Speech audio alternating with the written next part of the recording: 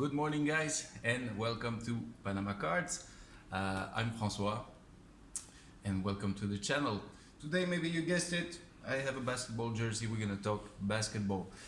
For those who want to see soccer, I have a soccer card video coming. I will be waiting to watch a bit the Europa League games, and after that, those games, I will make like a breakdown of what I have thought about the Champions League and the Europa League as well. So that's gonna be coming maybe today or tomorrow, who knows. But for now, I wanted to talk a bit about basketball. It's the off season now. We're gonna start to see some transfers, some expectations on some players. I will not be talking about all the teams in this video. I'm planning about waiting a bit, seeing what happens, and talking about more teams in a video maybe next week. So yeah, that's coming. And I would like first, before I get in, to thank all the new subscribers and welcome to the new subscribers I have on the channel. I'm grateful for every one of you, so really happy that people are interested in what I'm saying. So keep subscribing, keep liking, and I'm really missing the discussion. So whenever you want to comment, I always like to share opinions on a player, on a card, or something. So without further ado, let's talk basketball and what's going on in the off-season in the NBA. So the first thing I want to talk about is the Lakers. They won the championship, and they might have some possibility of winning a second championship next year, because most probably LeBron is staying, Anthony Davis is staying, so they're gonna have a lot of possibilities there.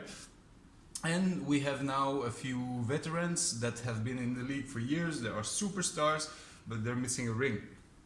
And those guys could join on a veteran deal, the Lakers, this season, and bring some experience.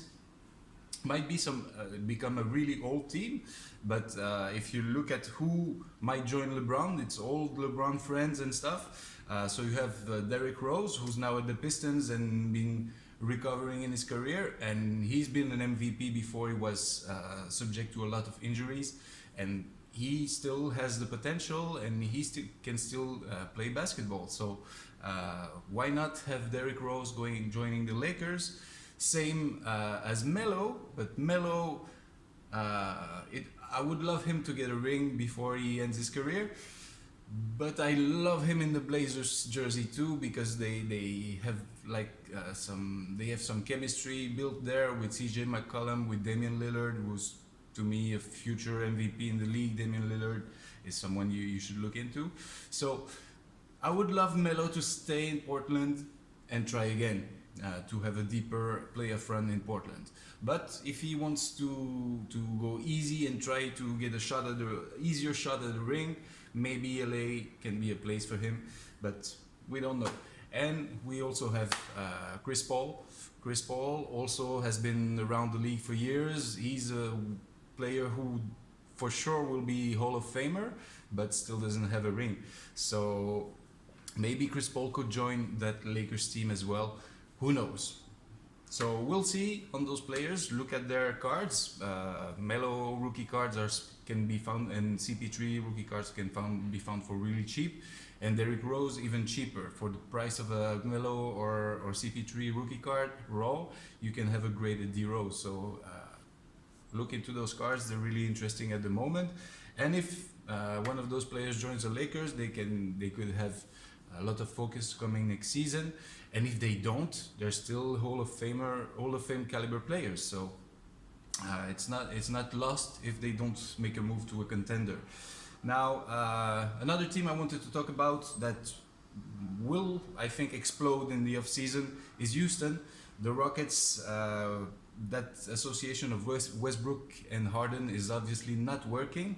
So we already know Mike D'Antoni is going to Philly, and I heard some talks about maybe James Harden wanting to join him and play with Joel Embiid. That would be also interesting if we know that the Sixers are trying to get the first pick from the Wolves and might trade Ben Simmons to the Wolves. That's also interesting. So that could be a really nice mix of things that could happen. And One of my favorite players in the league for his explosiveness and his dunks, and he's a showman, but hasn't been playing really good lately, is Russell Westbrook. And I always love him. He's been an MVP too. He's made a triple-double season, so he's a great player, but he needs to be in a place where it works for him. So we don't know what's going to happen with Russell Westbrook in this offseason. Now, my team, the Celtics, they didn't make a long run in the playoffs, mostly because of the Heat team being really good. But I think the Celtics can be a contender next season if they add a piece at center. And there's one center that to me would fit really well in this offense and defense as well. Is Miles Turner. Miles Turner doesn't look really happy in the Pacers uniform.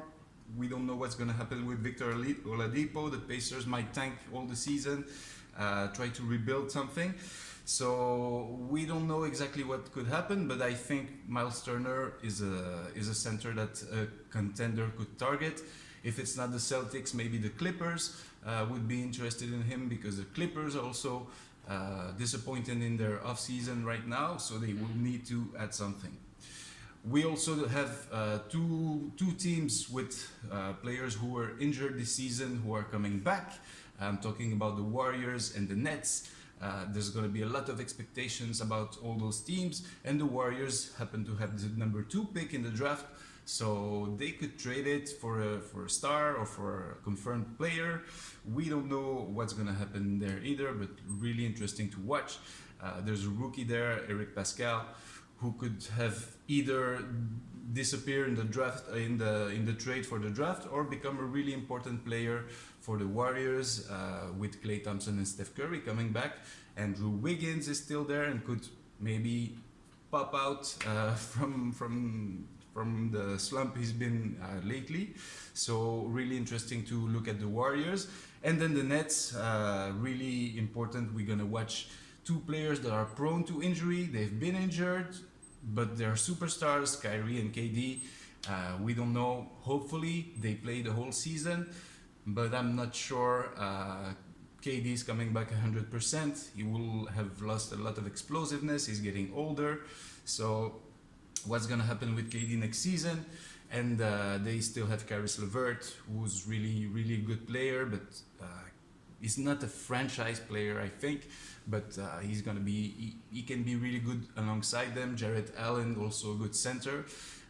Maybe Spencer Dinwiddie could be traded. I don't know. Maybe the Clippers would be interested in that guy.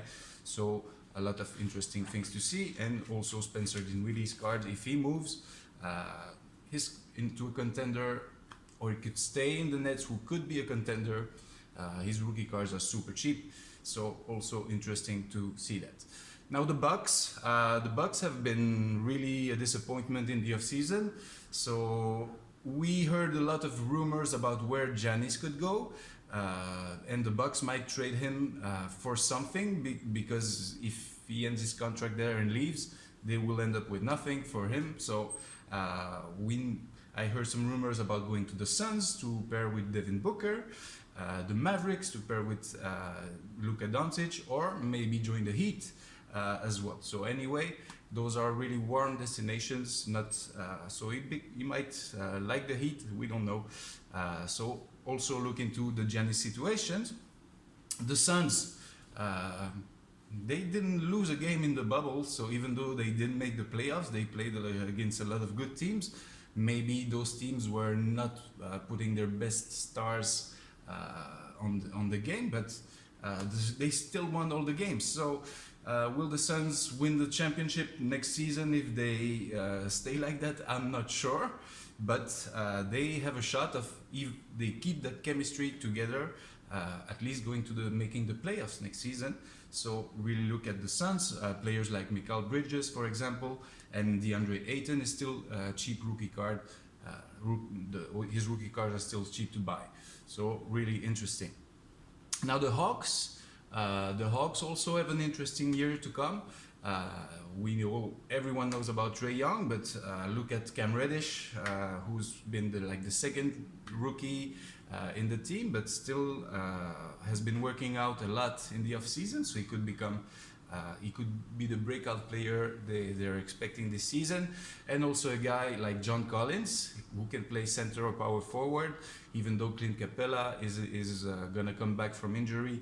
We don't know, but John Collins could still get minutes at center, the minutes that Clint Capella will not take, and also at power forward. So really interesting player in John Collins. He can also shoot the ball. So it's, to me, a player I would pick up. His rookie cards are still super cheap, so really interesting player in John Collins. Now, New Orleans Pelicans, what we're gonna see is a change of coaching. So they got Stan Van Gundy, a really disciplined coach. So will Lonzo keep that point guard spot? We're not sure about that. And I've seen personally some really good things, I mean offensively, in Nickeil Alexander-Walker.